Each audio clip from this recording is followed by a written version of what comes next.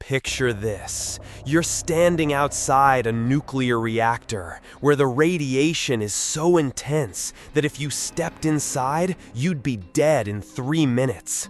Your skin would literally cook from the inside out. Your organs would shut down one by one, and your DNA would unravel like a broken zipper. But there's something moving in there, something that shouldn't exist in a place where nothing can survive. It's a robot, and it's been living in this nuclear hell for months, doing what no human could ever do. This isn't science fiction. This is happening right now, today, in some of the most dangerous places on Earth. And the story of how we got here? It's more terrifying and incredible than you could ever imagine. Let me take you inside Fukushima Daiichi nuclear power plant in Japan.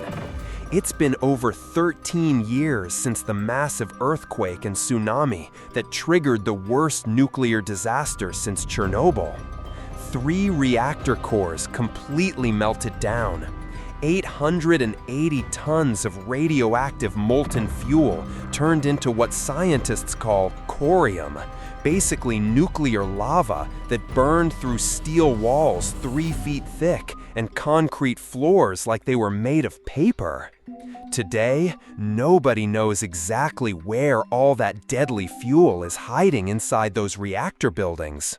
And here's the terrifying part. No human being can go in there to find out. The radiation levels in some areas measure over 530 sieverts per hour. To put that in perspective, a dose of just 4 sieverts is enough to kill half the people exposed to it. We're talking about radiation levels that are more than 100 times the lethal dose. A human would collapse and die in minutes. But the robots? They march right in. The first robot they sent into Fukushima was called TEPCO-1. It rolled into reactor building number 1 in April 2011, just weeks after the disaster. The engineers watching from their control room 3 miles away held their breath as the robot's camera feed showed them something no human eyes had ever seen: the interior of a melted nuclear reactor.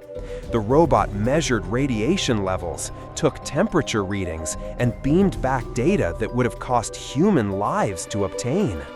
But here's where it gets really interesting.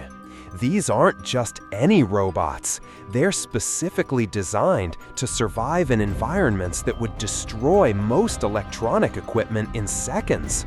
The radiation doesn't just kill living tissue. It fries computer chips, destroys camera sensors, and turns metal components radioactive. It's like sending a robot into hell itself. The Japanese engineers learned this lesson the hard way. Early robots sent into Fukushima would work for a few hours, maybe a few days, then simply stop responding. Their circuits fried by the intense radiation. The media called them robot casualties, machines that literally died in the line of duty. So they built better ones, tougher ones. The newest generation of nuclear robots are like something out of a sci-fi movie. They have radiation-hardened electronics, cameras that can function in lethal radiation fields, and manipulator arms that can handle tools with precision while being controlled from miles away. Some of them look like tiny tanks, others like mechanical snakes that can slither through pipes and crawl into spaces no human could ever reach. But Fukushima isn't the only place where these robotic heroes are working. Let me tell you about the robots of Chernobyl. When Reactor 4 exploded in 1986, it created what scientists call the elephant's foot, a mass of radioactive material so deadly that just looking at it for a few minutes would kill you.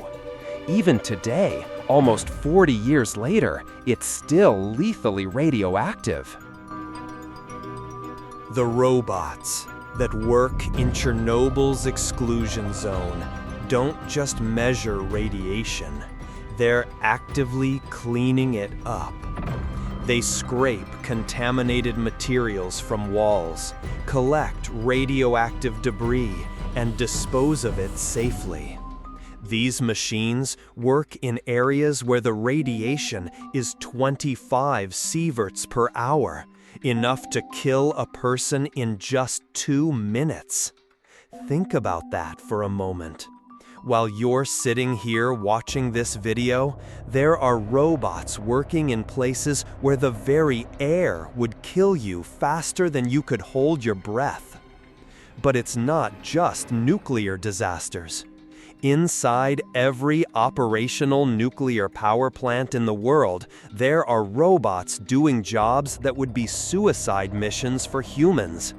They inspect the inside of reactor pressure vessels, handle radioactive fuel rods, and perform maintenance in areas where workers can only spend minutes at a time.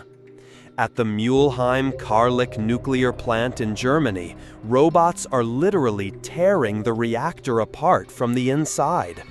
They cut through radioactive steel with plasma torches, demolish contaminated concrete walls, and package radioactive waste for disposal. The plant manager, Thomas Vollmar, puts it simply: the best way to dismantle a nuclear reactor is to cut out humans entirely. These robots aren't just tools. They're pioneers exploring humanity's most dangerous frontiers. They venture into places where the laws of physics become our enemies, where invisible radiation turns the air itself into a weapon against life. The technology behind these machines is absolutely mind-blowing. Their cameras can see through radiation that would blind human eyes in seconds. Their sensors can detect contamination levels with precision that no human could achieve. Their manipulator arms can handle tools with steadier hands than the most skilled surgeon, even while being controlled by operators hundreds of miles away. But here's what really gets me. These robots are evolving. The latest models use artificial intelligence to navigate through destroyed reactor buildings, mapping areas that exist on no blueprint because they were literally blown apart or melted beyond recognition. They can make decisions on their own when communication with human operators is cut off. They're learning to survive in environments that are hostile to all life as we know it. Some of these robots have been working alone in radioactive zones for years. They've become permanent residents of places where humans can never live again.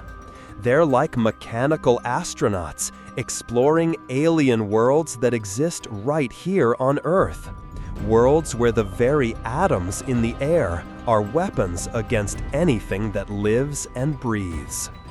And they're not just surviving, they're thriving. The robot currently working in Fukushima's reactor number 2 has been operating for over 2 years in radiation levels that would kill a human in minutes. It's collected samples of melted fuel, mapped the interior of the destroyed reactor, and provided data that's essential for the cleanup effort that will take decades to complete. But perhaps the most incredible thing about these nuclear robots is what they represent for the future. They're not just cleaning up our past mistakes. They're showing us how we might handle even more dangerous environments.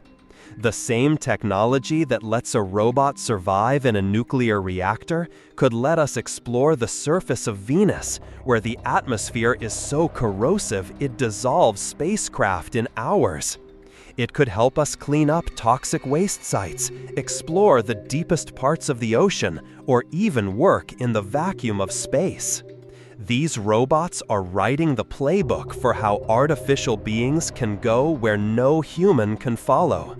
They're our ambassadors to the deadliest places in the universe, and they're doing it right now, today, in nuclear facilities around the world. Every day, while we go about our normal lives, These mechanical heroes are marching into radiation fields that would cook us alive, handling materials that could kill with a touch, and working in places where the very concept of life as we know it simply cannot exist. They don't get tired. They don't get scared. They don't worry about their families or wonder if they'll make it home tonight. They just work, day after day, year after year, in humanity's most dangerous places, doing the jobs that would be death sentences for any living thing. The next time you flip a light switch or worry about nuclear waste, remember this. There are robots out there, right now, standing guard in places where death comes in minutes, making sure the rest of us can live safely in a world powered by the atom. They're the unsung heroes of the nuclear age, the mechanical martyrs who sacrifice themselves so we don't have to. And they're just getting started.